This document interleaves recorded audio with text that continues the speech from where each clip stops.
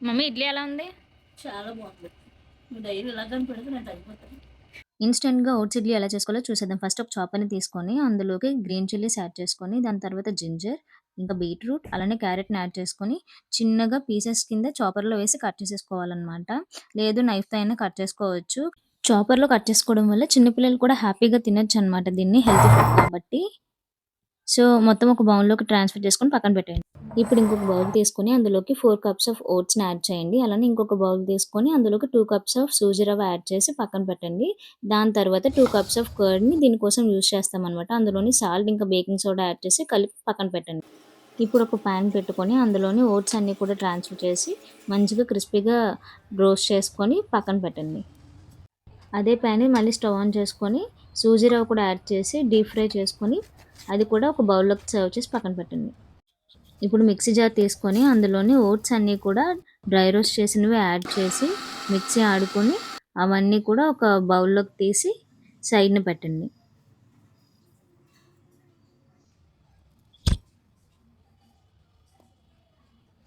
మళ్ళీ అదే మిక్సీ జార్‌లో సూజీ రవ్వను కూడా యాడ్ చేసి మొత్తం మిక్సీ పట్టుకొని మళ్ళీ పక్కన పెట్టేయండి అది కూడా. ఓట్స్ ఇంకా సూజీ పౌడర్‌ని 2 కూడా మనం కొంచెం రఫ్‌గా గ్రైండ్ చేసుకుంటే బావుంటుందనమాట. కొంచెం క్రంచీ టెక్స్చర్‌లో వస్తుంది. ఇప్పుడు అన్నీ సైడ్‌న పెట్టుకున్నాం కదా! ఇప్పుడు మెయిన్ ప్రాసెస్‌లోకి వెళ్తే ఒక పెద్ద బౌల్ తీసుకొని అందులోకి ఫస్ట్ గ్రైండ్ చేసుకున్న ఓట్స్ పౌడర్‌ని యాడ్ చేసుకోండి. దాని తరువాత సూజీ పౌడర్‌ని కూడా యాడ్ చేసుకోండి. అలానే వెజిటబుల్స్ అన్నీ కూడా యాడ్ చేసుకోండి.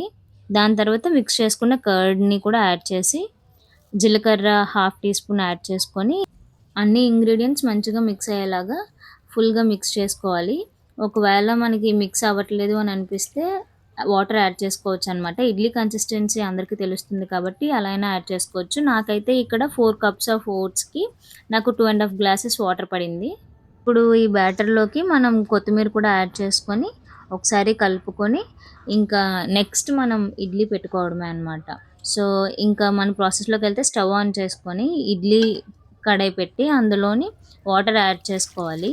సో, వాటర్ బాయిల్ అవుతున్నప్పుడు మనం ఇడ్లీ గిన్నెలు కూడా పెట్టేసుకొని ఇడ్లీ అంతా కూడా సెట్ చేసుకోవాలనమాట. సో, అవన్నీ పెట్టుకున్న తర్వాత మంచిగా లిడ్ పెట్టి అవన్నీ కూడా ఒక 5-8 మినిట్స్ వరకు స్టీమ్ అయితే సరిపోతుందనమాట. మరి ఒక 10 మినిట్స్ వరకు లాస్ట్. ఇంకా అంతకు మించి ఎక్కువ పెట్టనవసరం లేదు. బేగా కుక్ అయిపోతుంది ఓట్స్ కాబట్టి.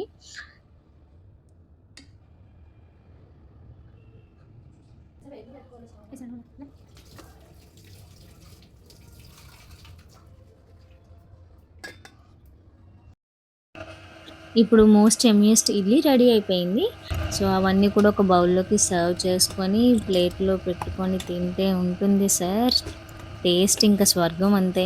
చాలా బావుంటుంది రెసిపీ అయితే మాత్రం. చాలా సాఫ్ట్‌గా వస్తాయి ఇడ్లీస్ కూడా.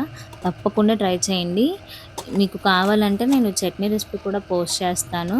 కామెంట్ చేయండి చట్నీ రెసిపీ కావాలంటే. పల్లీ చట్నీతో కాంబినేషన్ చాలా బావుంటుంది. తప్పకుండా ట్రై చేసి కామెంట్ చేయండి.